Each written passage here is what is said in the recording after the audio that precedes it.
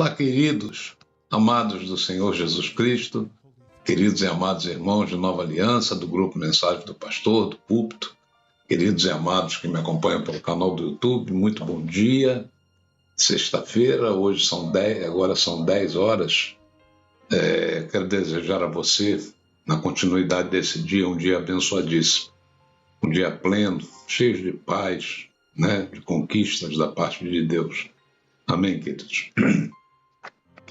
Bem, como eu faço, todas as manhãs, eu dedico uma partezinha aí do início do dia à leitura bíblica, às orações, e eu resolvi abrir minha Bíblia aqui no livro de Apocalipse, e logo no capítulo 1 eu li sobre a visão do apóstolo João, na qual ele vê 7 castiçais de ouro, e no meio deles um homem de cabelos brancos, com uma roupa branca talar, com um cinto de ouro, e ele descreveu que os olhos desse homem eram como tochas de fogo, tinha os pés que brilhavam, tinha uma voz estrondosa que ele descreveu como de muitas águas.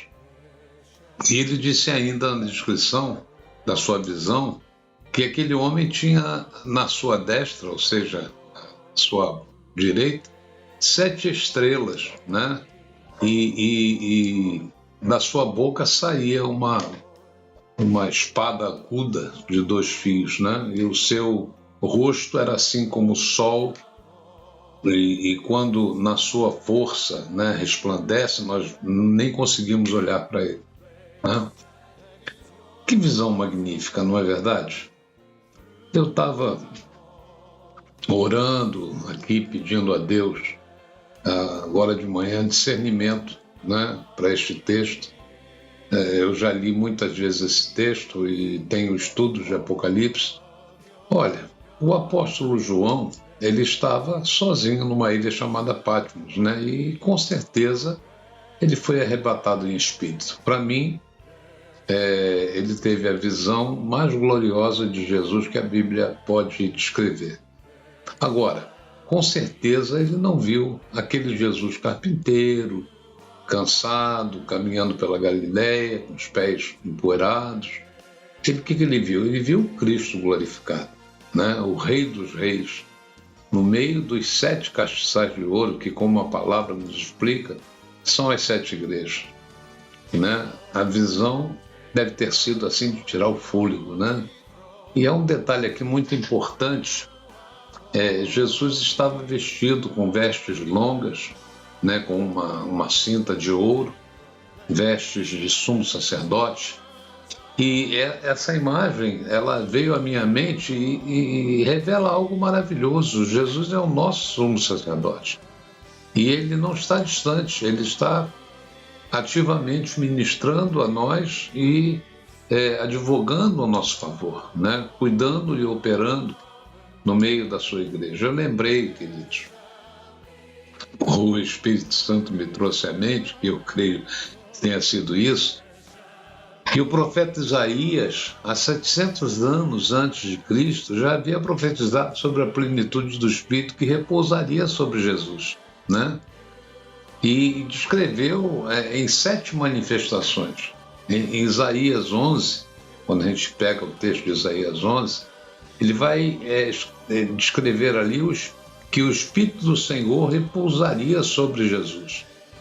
Depois ele fala sobre o espírito de sabedoria, de entendimento, o espírito de conselho, de fortaleza, de conhecimento, de temor ao Senhor. 7 ao todos, 7. E eu tenho estudos de Apocalipse que me ensinaram que esses espíritos não se trata de 7 Espíritos Santos diferentes, Mas assim como a Pai, Filho e Espírito Santo, 3 pessoas numa só, Ele fala sobre a plenitude da operação do único Espírito Santo, O número 7 simboliza a perfeição. E o que João vê é nada mais, nada menos do que a confirmação da profecia. Cristo, o Cordeiro que venceu, é aquele que possui a plenitude do Espírito. Está lá em Apocalipse 5. E derrama isso sobre a igreja. Maravilhoso, né? E eu quero te dizer, queridos, essas 7 operações são fundamentais, indispensáveis para nós. Sem elas, a igreja não conseguiria ser luz do mundo, não conseguiria ser sal da terra, não conseguiria sobreviver, né, a todo esse sistema opressivo que nós estamos vivendo. Então vamos analisar assim rápido, né, cada uma delas. Claro, o Espírito do Senhor é a base de tudo, sem ele nada podemos fazer. Então essa é a primeira e mais fundamental operação, é a base sobre a qual todas as outras se firmam, né? O apóstolo Paulo diz em 1 Coríntios 12 que o Espírito do Senhor é a manifestação que nos convence do senhorio de Cristo e que ninguém pode dizer que Jesus é o Senhor a não ser pelo Espírito Santo. Então é a obra do Espírito Santo que nos tira do trono de nossa própria vida, nos tira da nossa área de conforto e coloca Jesus, né, nesse trono como nosso rei. Então, sem essa operação, a vida cristã é apenas uma religião de regras, né?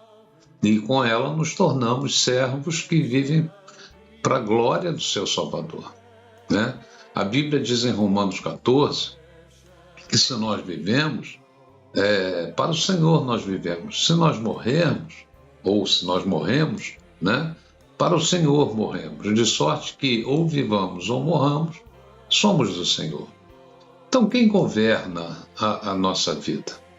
Nossas decisões, nossos sonhos e nossos planos, né? Será que eles passam pela aprovação do Senhor ou ainda vivemos, né, como se fôssemos donos de nós mesmos? Então, a plenitude, queridos, do Espírito começa com a rendição, né?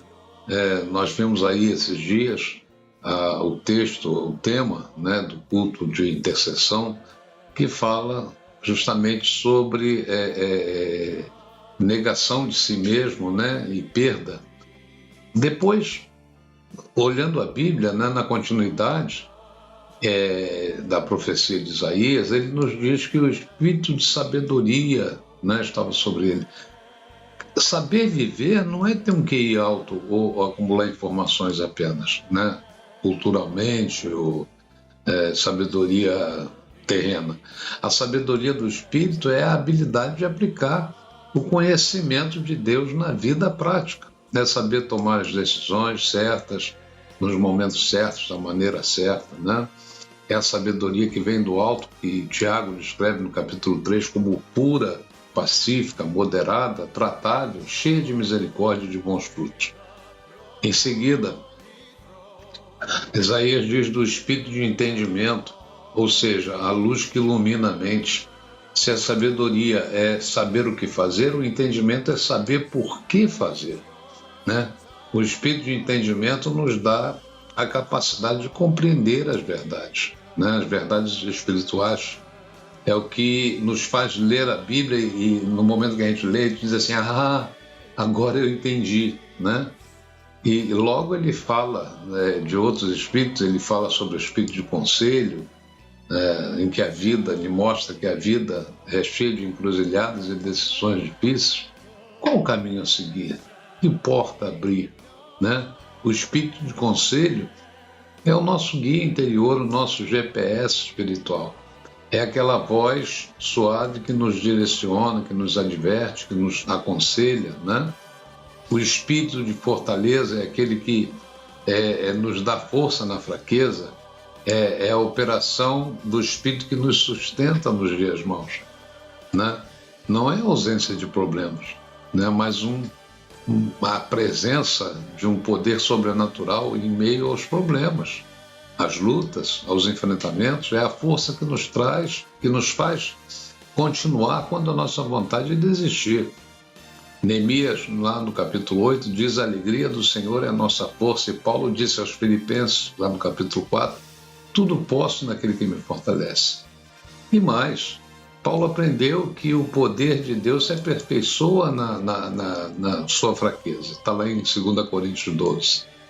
Aí vem o espírito de conhecimento, que digo, conhecimento não é conhecer sobre fatos, sobre doutrinas, embora elas sejam importantes, é o conhecimento íntimo, relacional, é conhecer a Deus pela experiência própria, né? O povo de Deus perece por falta desse conhecimento, já dizia o profeta Oséias no capítulo 4. E esse mesmo profeta, né, ele faz um convite que ecoa até hoje: conheçamos e prossigamos em conhecer ao Senhor, no capítulo 6. Isaías ainda vai falar do espírito de temor do Senhor. Esta é a coroa, para mim, de todas as operações, né? O temor do Senhor não é medo do castigo, né? Mas uma profunda reverência e um santo pavor, né? De ofender a Deus, um Deus tão grande, santo e amoroso, né? É a consciência constante de que vivemos na presença dele. Salomão, em determinado momento, ele diz lá em Provérbios 9 que o temor do Senhor é o princípio da sabedoria, né? É o que nos guarda do pecado. Foi o temor de Deus que fez, por exemplo, lembrei aqui, José fugir da esposa de Potifar, dizendo: faria eu este grande mal e pecaria contra o meu Deus? Está lá em Gênesis, se não me engano, Gênesis 39. No tabernáculo, queridos, havia um candelabro de ouro com 7 lâmpadas que deviam arder continuamente diante do Senhor. Nós temos uma réplica, né, simbólica apenas, né, pequena, no nosso altar, na frente do púlpito, na nossa igreja. É um símbolo da plenitude do Espírito Santo. Deus deseja que essas 7 operações estejam acesas na vida da igreja. Amém, queridos? Nós precisamos do senhorio de Cristo para nos guiar, nós precisamos da sabedoria e entendimento para não sermos presas fáceis, enganados, precisamos do conselho e da fortaleza para não desfalecermos no caminho, e precisamos de conhecimento e temor para vivermos em intimidade e santidade, né? Que nenhuma dessas operações falte em nossas vidas, na sua vida, né? Que sejamos uma igreja cheia do Espírito Santo, queimando intensamente para a glória de Deus, enquanto nós aguardamos, né, o nosso Cristo glorificado, que prometeu voltar para nos buscar. Maranata. Amém? Um beijo no teu coração, um bom final de semana, Deus te abençoe. Dê um like nessa mensagem, né?